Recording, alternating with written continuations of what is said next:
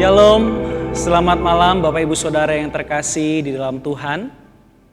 Jumpa lagi bersama dengan saya dalam refleksi malam GKSBS Siloam. Bersyukur kepada Tuhan untuk segala anugerah, penyertaan dan pertolongan Tuhan yang kita boleh rasakan hingga hari ini. Maka setiap kita pada malam hari ini saya mengajak untuk kita tundukkan kepala, kita berdoa, mohon pimpinan dan rahmat Tuhan untuk kita belajar akan kebenaran firman Tuhan. Kita berdoa. Bapa yang di sorga, Bapa yang penuh kasih, Engkau adalah Allah yang setia, Engkau adalah Allah Sang Pemelihara kehidupan kami. Sehingga pada kesempatan ini kami boleh Tuhan izinkan bertemu di dalam live streaming untuk kami bersama merenungkan kebenaran firman. Maka ya Allah, pertemukan kami dalam satu frekuensi yang sama, jaringan yang baik, sehingga kami boleh belajar akan kebenaran firman. Sehingga firman yang kami boleh renungkan itu membawa pembaharuan dalam kehidupan kami dan membawa pertumbuhan kepada kehidupan iman percaya kami. Terpujilah Engkau ya Bapa, dalam Kristus Yesus, Tuhan Allah kami. Amin. Bapak Ibu Saudara yang terkasih di dalam Tuhan, suatu ketika ada seorang ibu datang kepada saya dan berkata demikian, "Kak, mengapa kita orang yang percaya kepada Kristus, kita masih mengalami pencobaan? Bukankah kita sudah diselamatkan dan dimerdekakan oleh Yesus di atas kayu salib? Mengapa kita masih mengalami pencobaan?" Bapak Ibu Saudara, menarik ketika seorang ibu itu bertanya kepada saya.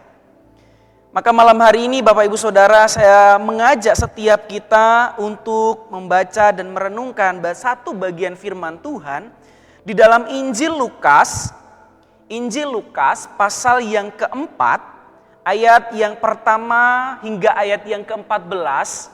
Tapi saya akan membacakan ayat pertama dan ayat kedua. Sisanya Bapak Ibu Saudara silahkan membacanya.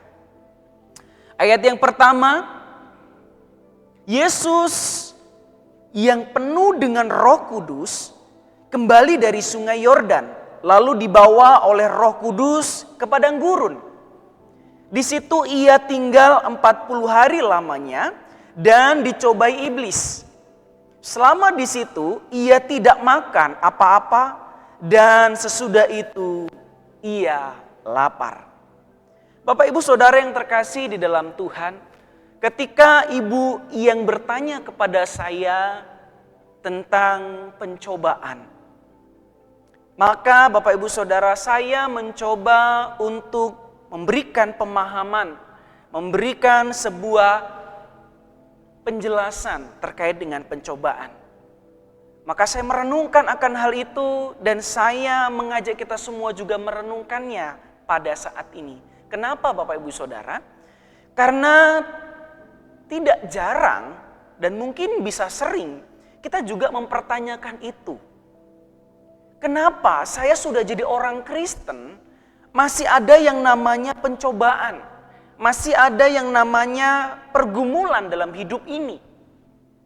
Secara tidak sadar pertanyaan itu muncul dalam hati ketika seseorang dalam kehidupan ekonomi yang tidak baik-baik saja. Ketika SPP anak-anak mulai naik. Ketika kehidupan hari ini ada banyak sekali pergumulan. Beras naik,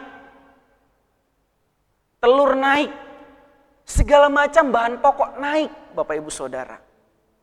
Maka sebagian orang, Tuhan, kok rasa-rasanya kehidupan saya penuh dengan pencobaan dan tantangan ya? Bapak Ibu Saudara yang terkasih di dalam Tuhan, bahkan tidak jarang ada yang kecewa kepada Tuhan. Ketika dia berdoa dalam pergumulan yang ada, dia menemukan jawaban yang tidak sesuai dengan harapannya. Kemudian dia kecewa dengan Tuhan, Tuhan aku udah rajin ke gereja. Tuhan aku sudah rajin berdoa, aku taat pelayanan, aku taat memberikan persembahan kepada Tuhan. Tetapi kenapa kesulitan hidup, tantangan, pencobaan masih ada saya rasakan dan alami? Bapak Ibu Saudara, kita perlu pahami tentang kata pencobaan ini. Saya mencoba menelaah kata pencobaan ini ternyata ada dua makna yang terkandung di sana. Yang pertama, berkonotasi positif. Yang kedua, itu berkonotasi negatif. Maka pencobaan yang berkonotasi positif itu adalah sebuah ujian. Maka pencobaan itu adalah ujian. Sedangkan dalam konotasi negatif, ketika ada pencobaan atau dicobai, itu menjatuhkan, konotasinya menjatuhkan.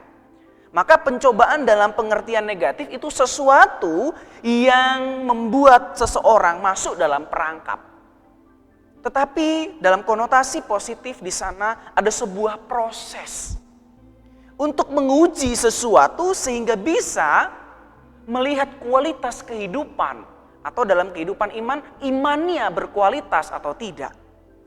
Maka Bapak Ibu Saudara, iman Kristen itu tidak mungkin bertumbuh tanpa proses yang mewarnai kehidupan atau perjalanan iman seseorang.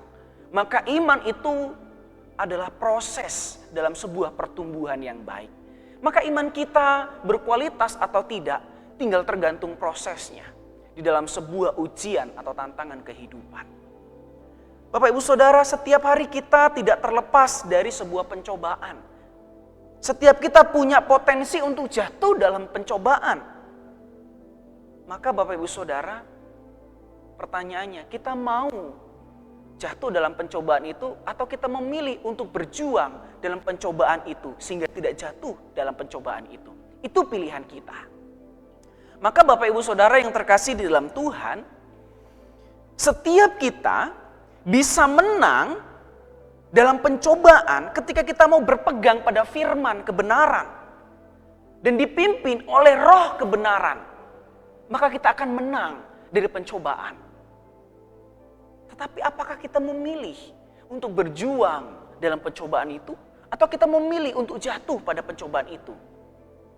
Itu pilihan kita. Bapak Ibu Saudara, seringkali Tuhan itu sudah memberi rambu-rambu kepada kehidupan kita. Dalam kehidupan kita Tuhan memberi rambu-rambu. Namun seringkali kita melanggar rambu-rambu itu. Sama halnya dengan orang ini Bapak Ibu Saudara. Kalau Bapak Ibu Saudara perhatikan di lampu merah gitu ya, ada batas, ketika dalam lampu merah ada batasnya supaya tidak nyelonong. Tapi coba perhatikan, karena batas itu adalah zebra cross untuk pejalan kaki. Tapi coba perhatikan di dalam zebra cross itu, selalu ada motor-motor yang berdiri di sana. Dan bahkan tidak jarang, sudah tahu tinggal 5 detik, orang langsung ngebut saja, lampu merah yang menjadi rambu-rambu berhenti, tetapi dia terobos saja. Sudah ada rambu-rambu, pilihan mau taat pada rambu-rambu atau menerobos supaya lebih cepat. Bapak Ibu Saudara, zebra cross yang dipakai itu adalah rambu-rambu. Maka itu menjadi penting ketika menjadi sebuah aturan. Maka rambu-rambu itu aturannya untuk pejalan kaki. Bukan untuk kendaraan bermotor berdiri di sana. Tapi sekali lagi Bapak Ibu Saudara, untuk taat dan berpegang pada perintah atau aturan adalah pilihan.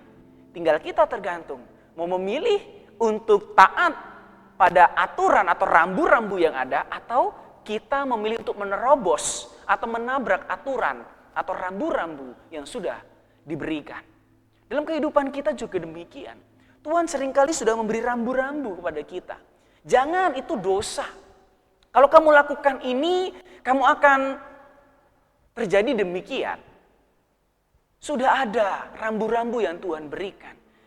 Kalau engkau dalam pergumulan, engkau datang kepada Tuhan.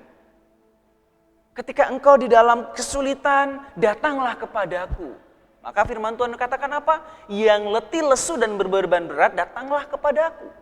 Tapi Bapak Ibu Saudara, kita datang kepada Tuhan. Maka kesempatan ini saya memberikan sebuah kabar sukacita buat kita. yaitu kemenangan atas pencobaan, itu bisa kita alami.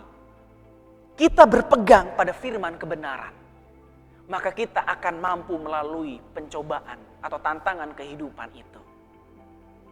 Bapak Ibu Saudara, Yesus dalam konteks ini, Bapak Ibu Saudara, yang kita baca tadi sedang dalam perjalanan ke padang gurun atau dalam kondisi dia di padang gurun. Karena Roh Allah membawanya ke padang gurun untuk dicobai. Tapi pertanyaannya Bapak Ibu Saudara, bukankah Yesus Tuhan? Kenapa dia dicobai? Itu seringkali ditanyakan oleh anak-anak sekolah minggu, anak-anak remaja, dan bahkan mungkin kita hari ini. Maka Bapak Ibu Saudara, dalam kondisi itu, situasi itu, atau konteks itu, Yesus adalah 100% manusia sejati. Ia berpuasa 40 hari di ayat yang kedua. Ia tidak makan dan tidak minum dan dia lapar. Dalam konteks ini Bapak Ibu Saudara, Yesus sedang dalam proses persiapan pemurnian dari Allah. Sebagai apa? Anak Allah.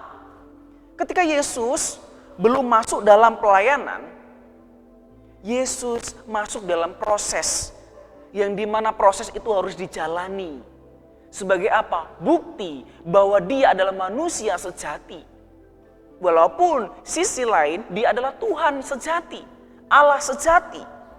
Tetapi dalam konteks ini, Yesus harus mengikuti proses yang ada. Supaya apa? Menunjukkan bahwa dia adalah juga manusia. Sama seperti saya dan Bapak Ibu Saudara.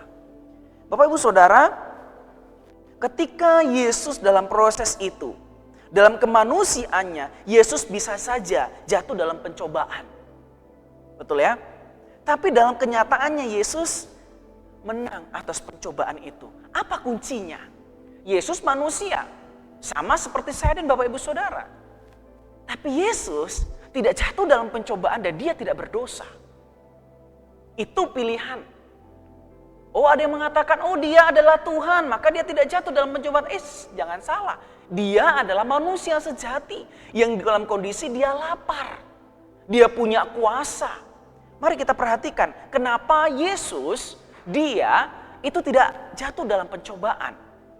Maka coba perhatikan Bapak Ibu Saudara bahwa buktinya Yesus itu adalah manusia sejati. Ibrani 4 pasal 15. Imam besar yang kita punya bukanlah imam besar yang tidak dapat turut merasakan kelemahan-kelemahan kita.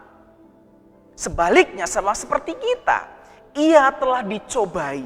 Hanya saja ia tidak berbuat dosa. Menarik Bapak Ibu Saudara, hanya dia tidak berbuat dosa. Artinya Yesus pun mengalami pencobaan. Pencobaan yang pertama Bapak Ibu Saudara, itu dialami oleh Yesus. Jika engkau anak Allah, suruhlah batu itu menjadi roti. Bapak Ibu Saudara, memang betul bahwa Yesus itu adalah manusia yang punya kuasa untuk merubah apapun. Karena dia adalah Tuhan juga dalam satu sisi lain. Tapi dalam sisi ini, Yesus sedang menyatakan kemanusiaannya sejati. Dia dalam kondisi lapar, dia punya kuasa. Ketika Yesus di dalam perjalanan pelayanannya, dia bisa mengubah roti menjadi bisa merubah air menjadi anggur. Kemudian 5 roti dan 2 ikan. Dia bisa melakukan itu. Karena dia punya kuasa. Tetapi dia tidak lakukan itu. Ketika dia lakukan itu, Yesus sedang jatuh ke dalam pencobaan. Bapak Ibu Saudara, dalam kondisi yang sangat lapar, Yesus dicobai mengenai sebuah makanan. Tapi Yesus tidak jatuh karena dia berpegang pada firman. Apa yang dikatakan Bapak Ibu Saudara? Menarik Bapak Ibu Saudara dikatakan bahwa ketika dia berkata, jika engkau anak Allah, buatlah batu ini menjadi roti, tetapi Yesus tidak lakukan. Bapak Ibu Saudara, karena apa? Karena dia tahu bahwa dia sedang dalam proses. Proses di mana dia menyatakan ketaatan dan kesetiaannya sebagai manusia sejati. Bapak Ibu Saudara, menarik. Iblis tidak meragukan status Yesus. Ia justru sedang menggoda Yesus untuk menggunakan kuasanya sebagai anak Allah. Tapi Yesus tidak sekali-kali dia tergoda. Karena dia tahu bahwa apa yang dia akan nyatakan itu adalah sebuah kebenaran yang berpegang pada firman. Yang kedua Bapak Ibu Saudara, ketika dia dalam perjalanan selanjutnya, setelah pencobaan pertama gagal, iblis membawa dalam kondisi yang kedua. Dikatakan begini Bapak Ibu Saudara. Segala kuasa itu serta kemuliaannya akan kuberikan kepadamu. Sebab semuanya itu telah diserahkan kepadaku dan aku memberikannya kepada siapa saja yang kukehendaki. Menarik Bapak Ibu Saudara. Ketika Yesus sebagai anak Allah dicobai tentang sebuah iming-iming, yaitu kekuasaan. Bapak Ibu Saudara, dalam pencobaan kedua ini lucu rasanya. Karena Yesus adalah anak Allah. Dan seharusnya segala sesuatu di dunia ini adalah miliknya dia. Tetapi iblis pakai itu untuk menggoda. Kenapa Bapak Ibu Saudara? Karena Yesus juga dalam keturunan Raja Daud. Yang dinubuatkan bahwa dia adalah Raja Israel yang terkemuka. Tapi semuanya itu belum dinyatakan. Karena belum tiba waktunya. Tapi iblis menggoda supaya apa? Mempercepat akan deklarasinya Yesus sebagai Raja Israel yang terkemuka itu dari keturunan Raja Daud. Yesus tahu itu. Maka bagian ini mengejutkan. Ketika Yesus menyatakan bahwa apa yang dinyatakan oleh iblis itu dengan firman Tuhan, iblis tahu bahwa kemuliaan yang ada dalam diri Yesus itu adalah kemuliaan Allah yang terpancar. Maka iblis itu pun menyerah untuk hal yang kedua. Kenapa Bapak Ibu Saudara? Bukankah Yesus bisa saja untuk mengatakan, oke, saya terima tawarmu iblis, tapi Yesus tidak sekali-kali menyatakan itu. Karena apa? Karena Yesus tahu bahwa proses yang sedang dia jalani itu adalah proses yang harus dialami sebagai manusia sejatinya dia. Supaya apa? Setiap kita pun tahu bahwa kita dalam pencobaan, kita harus taat kepada firman kebenaran. Bapak Ibu Saudara, kemudian yang ketiga, menarik Bapak Ibu Saudara, pencobaan ketiga, ketika Yesus dalam dua pencobaan itu gagal oleh iblis, iblis mencoba membawa dia kepada bumbungan bait Allah. Supaya apa Bapak Ibu Saudara? Supaya Yesus menjatuhkan dirinya dari atas bumbungan bait Allah. Dan para malaikat itu memapangnya. Kenapa Bapak Ibu Saudara? Karena Yesus adalah anak Allah. Yang dimana bala tentara malaikat itu ada dalam kehidupannya, dalam dirinya dia.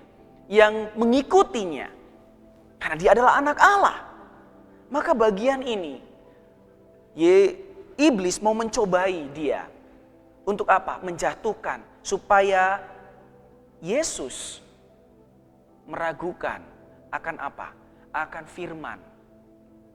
Sehingga dia taat kepada iblis. Maka Yesus menangkis itu dengan apa Bapak Ibu Saudara? Janganlah mencobai Tuhan Allahmu. Wow, ini menarik Bapak Ibu Saudara. Yesus bisa saja mengikuti apa yang diperintahkan oleh iblis.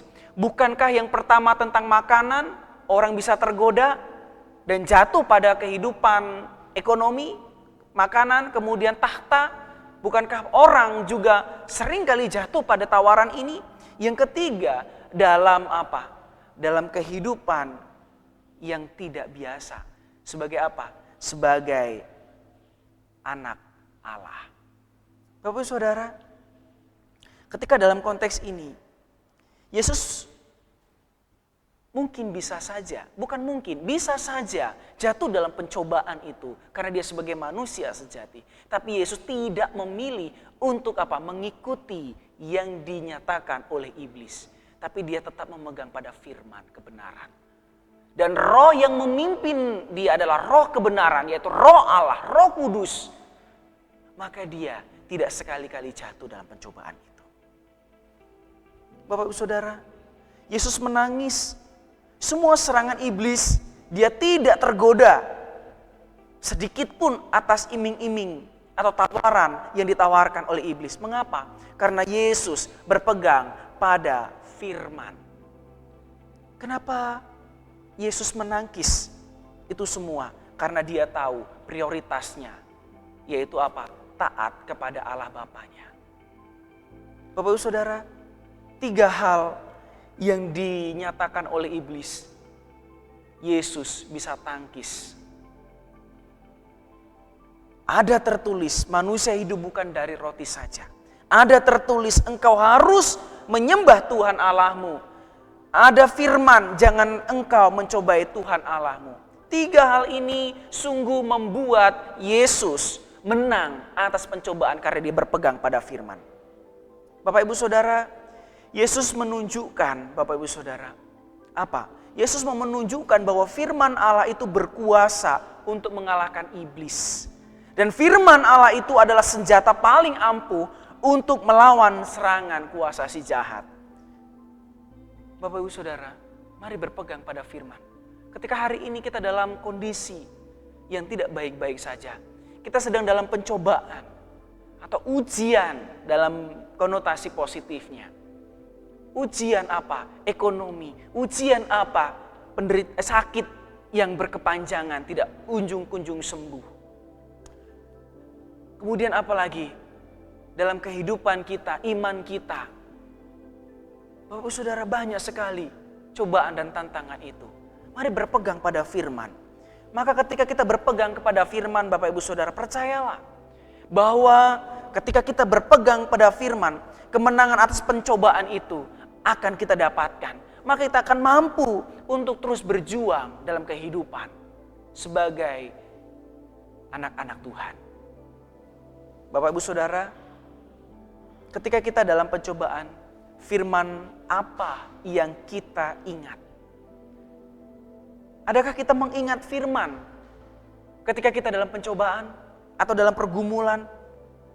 Cilakanya ada sebagian orang Kristen yang ketika dalam pencobaan bukan firman yang diingat, tetapi apa? Keegoisan untuk mencoba mencari jalan keluar sendiri, tapi bukan Tuhan dalam firman-Nya yang dia ingat. Misal Bapak Ibu Saudara, ketika kita dalam pencobaan sedang mengalami kesulitan, kekhawatiran yang menyelimuti hati kita. Mazmur, Bapak Ibu Saudara, Mazmur kita bisa ingat. Mazmur 52 ayat 10. Aku percaya akan kasih setia Allah untuk seterusnya dan selamanya. Itu bisa menguatkan kita. Ketika kita dalam pergumulan, ketika kita dalam kondisi yang khawatir, firman itu bisa kita pegang. Tapi sungguhkah kita mau pegang firman itu? Sungguhkah kita ingat akan firman atau kepada Allah? Cilakanya seringkali firman tidak kita ingat. Jangankan kita ingat, kita baca aja setahun sekali waktu Natalan. Atau yang lain. Itu pilihan Bapak Ibu Saudara. Maukah kita mau belajar, membaca mulai hari ini, membaca firman, merenungkannya dan melakukannya? Maka percayalah bahwa kita akan menang atas pencobaan itu. Bapak Ibu Saudara yang terkasih dalam Tuhan, Mazmur 52 ayat 10 itu sungguh meneguhkan ketika kita dalam tantangan dan pergumulan yang mengkhawatirkan kehidupan kita. Pencobaan akan menjadi sebuah ujian ketika Tuhan izinkan untuk kita alami. Apakah kita akan menang dan tetap berpegang pada firman kebenaran, atau kita kalah dalam pencobaan dan jatuh pada dosa yang menjerumuskan? Mari kita mengkoreksi diri kita. Belajar dari satu tokoh dalam Alkitab, yaitu Ayub. Bapak Ibu Saudara, Ayub kurang apa? Istri, anak, ternaknya, dan bahkan dirinya dibuat menderita. Tapi dia tidak jatuh dalam dosa. Dia tetap berpegang pada firman karena dia percaya kepada Allah yang menyatakan firman kepadanya. Maka Bapak Ibu Saudara, kemenangan atas pencobaan akan kita alami jika kita berpegang pada pimpinan Allah Roh Kudus. Yang pertama tadi kepada firman kebenaran. Yang kedua adalah kepada roh kebenaran yang memimpin kehidupan kita. Bapak Ibu Saudara, Bapak Saudara tahu ini? Ini adalah bungkus rokok. Bungkus rokok ini ada tulisannya merokok akan mengakibatkan bla bla bla bla.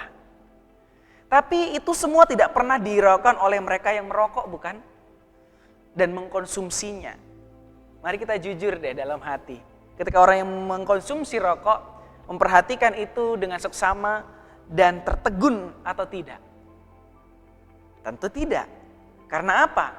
Dulu saya juga perokok, Bapak Ibu Saudara ya.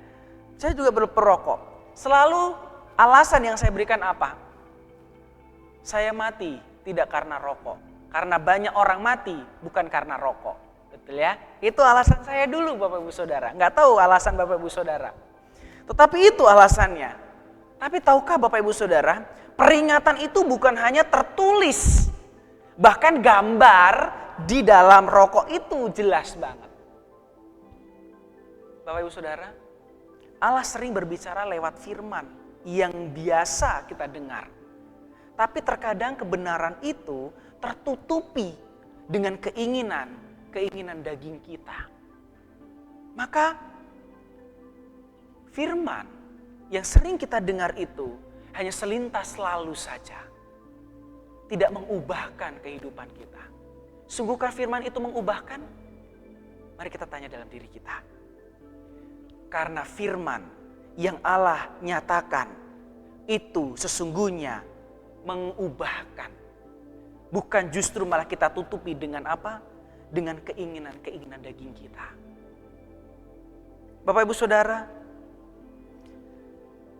pimpinan Allah Roh Kudus itu perlu sekali kita rasakan. Itu perlu kita nikmati. Tapi pertanyaannya, sungguhkah kita merasakan pimpinan Roh Kudus? Gimana caranya merasakan pimpinan Roh Kudus? Bapak Ibu Saudara, jangankan kita merasakan pimpinan Roh Kudus, kita saja tidak mendengar suara Roh Kudus. Kenapa? Karena mungkin kita tidak dekat dengan Allah. Kita tidak dekat relasi kita dengan Allah. Maka bisikan-bisikan kecil, teguran-teguran kecil yang dimana itu dipakai oleh Roh Kudus untuk menegur kita, kita tidak dengar, kita tidak rasakan itu. Tapi Bapak Saudara, Yesus datang dalam pimpinan Roh Kudus. Yesus datang dalam pimpinan Allah. Maka ketika dalam pimpinan Allah itu, Yesus sungguh punya relasi yang baik dengan Bapaknya. Bapak Ibu Saudara, pimpinan Yesus melalui Roh Kudus itu dinyatakan dalam Lukas. Roh Kudus dikatakan bahwa lalu ia dibawa oleh Roh Kudus ke padang gurun, dipimpin oleh Roh Kudus. Matius juga mengatakan Roh memimpin dia ke padang gurun. Kemudian Markus juga mencatat bahwa Allah juga menyertai dia roh ke padang gurun. Roh ke padang gurun. Bapak Saudara yang terkasih dalam Tuhan. Artinya Yesus sebagai manusia sejati ada roh yang memimpin, yaitu Roh Kudus, Roh Allah. Setiap kita yang percaya kepada Yesus Kristus, ada Roh Kudus yang memimpin diri kita. Lalu, Bapak Ibu Saudara, sungguhkah kita peka kepada firman dan roh yang menyatakannya kepada kita? Bapak Ibu Saudara, ketika dalam pergumulan dan tantangan, roh itu akan menolong kita untuk menjadikan firman itu rema. Firman yang kita dengar setiap hari Minggu, setiap malam refleksi, itu dipimpin oleh Roh Kudus bagi setiap yang mendengarkan. Dan Roh Kudus memimpin dan menjadikannya rema. Firman itu menjadi rema, firman yang hidup. Artinya firman itu mengubahkan kehidupan kita, bukan selintas lalu saja. Maka Bapak Ibu Saudara, ketika kita di dalam pimpinan Allah Roh Kudus, firman kebenaran kita pegang. Kita mengikuti pimpinan Allah Roh Kudus. Sungguh kita akan mampu berjuang dalam pencobaan atau ujian kehidupan kita. Dan ingatlah bahwa itu akan mengubahkan kita. Yang dulunya kita tidak taat kepada firman, kita taat. Yang dulunya kita tidak dengar-dengaran kepada firman, kita dengar. Yang dulunya kita tidak mau melakukan firman, kita lakukan firman. Maka Bapak Ibu Saudara, percayalah bahwa kita akan mampu menjalani setiap kehidupan ini bersama dengan Tuhan. Namun Bapak Ibu Saudara yang terkasih dalam Tuhan, bagaimana cara mengalami pimpinan Roh Kudus? Itu yang menjadi pertanyaannya. Pertama, kita harus menyadari betul bahwa setiap kita itu tidak mampu. Sungguh kita tidak mampu. Ketika Yesus dalam pencobaan itu, Yesus merasa tidak mampu untuk itu. Karena dia manusia sejati, maka dia butuh pimpinan Roh Kudus. Jangan salah dimengerti. Yesus Tuhan, yes, betul. Tapi dia manusia sejati. Dia menyadari betul ketidakmampuan dia. Maka dia membutuhkan Allah di dalam kehidupannya. Bapak Ibu Saudara, yang kedua, kita harus menyadari bahwa ada Roh Kudus yang memampukan kita. Roh Kudus memampukan kita untuk terus berjalan dan berjuang dalam kebenaran firman. Yang ketiga, kita harus memiliki penyerahan diri kepada Roh Kudus. Penyerahan diri kepada Roh Kudus. Maka ketiga ini berkesinambungan. Kita menyadari kita tidak mampu. Maka kita membutuhkan Tuhan. Maka bahwa ketika kita menyadari kita butuh Tuhan, Roh Kudus yang akan memampukan kita. Yang ketiga, ketika kita menyadari bahwa kita dipimpin oleh Allah, Roh Kudus, maka kita memiliki penyerahan diri. Kita serahkan diri kita kepada Allah Roh Kudus. Maka Bapak Ibu Saudara yang terkasih dalam Tuhan, mau jadi pribadi yang seperti apa kita? Kalah dalam pencobaan, menang dalam pencobaan, tapi faktanya bahwa semua orang itu tidak mau kalah, bukan? Dia terus akan berjuang dan menang. Tapi dalam bagian iman, banyak orang menyerah dan kalah. Jangan biarkan pencobaan itu mengalahkan kita. Pilihan ada dalam diri kita. Kita mau kalah atau kita mau berjuang dan menang. Ketika kita mau kalah, jangan baca firman. Ketika kita mau kalah, jangan berdoa. Ketika kita mau kalah, jangan kita bersandar pada firman atau kepada Allah. Bersandarlah pada dirimu sendiri. Tapi ketika kita mau berjuang, maka firman terus kita akan baca, kita akan renungkan. Ketika kita mau berjuang, ada Roh Kudus yang memimpin kita. Ketika kita mau berjuang, serahkan semuanya itu pada Tuhan. Tapi jika kita mau hidup kemenangan, dalam kehidupan kemenangan kita, mari berjuang. Terus berjuang. Tuhan akan memimpin dan menolong kita. Siapa hari ini yang ingin memiliki hidup dalam kemenangan setiap hari? Lakukan firman ini. Berpegang pada firman. Dan dalam pimpinan Allah, Roh yang benar itu. Kiranya Tuhan menolong dan memampukan kita Bapak Ibu Saudara. Jangan takut untuk berjuang karena Allah memimpin kita. Terpujilah nama Tuhan, mari kita berdoa. Ya Allah, sungguhlah Engkau sudah menyatakan kebenaran-Mu melalui firman Tuhan yang sudah kami baca dan renungkan. Bukan hanya sekedar Engkau menyatakan firman-Mu, Engkau sudah memberi teladan bagi setiap kami melalui Yesus Kristus. Dan bahkan satu tokoh yaitu Ayub ketika dalam perjuangan imannya kepada Tuhan. Berjuang dalam kehidupan ini. Maka mereka pun taat kepada Allah. Mau dengar-dengaran kepada firman. Mau dipimpin roh kebenaran. Tolonglah kami yang hari ini masih terus berjuang dalam kehidupan. Tuhan tolong supaya kami juga taat. Berpegang pada firman kebenaran. Dan mau setia dipimpin oleh roh kebenaran. Terpujilah Engkau ya Bapa. Dalam Kristus Yesus kami berdoa dan bersyukur. Amin. Selamat malam, Tuhan memberkati setiap kita.